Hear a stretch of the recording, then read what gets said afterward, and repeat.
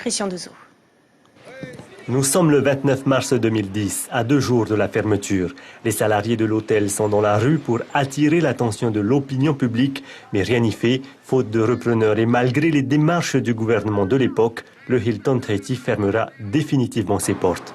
Hier, dans un excès de zèle, le ministre du Tourisme a dévoilé aux étudiants du lycée hôtelier le projet de Louis Van rouvrir son hôtel de Hawaï.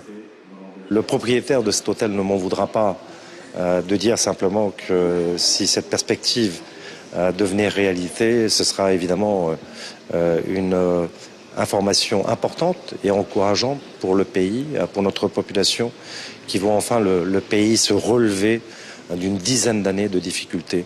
Contactés par téléphone, des proches de l'homme d'affaires ont confirmé l'information, mais que pour l'heure, le projet n'en est encore qu'au stade d'étude. Quant à savoir s'il bénéficiera de la défiscalisation, le ministre monte au créneau. Je voudrais être clair sur ce sujet. Si toute la communication qui est portée sur cette volonté de réouverture aboutit sur le fait que d'un seul coup on part tous dans des discussions sur des choses qui n'existent pas aujourd'hui, on ne va jamais réussir. En clair, pas de réponse précise sur cette question, mais selon le Code des impôts de la Polynésie, titre premier de la 3e partie, Louis Van peut bénéficier d'un crédit d'impôt au même titre que les autres hôteliers du Fénois.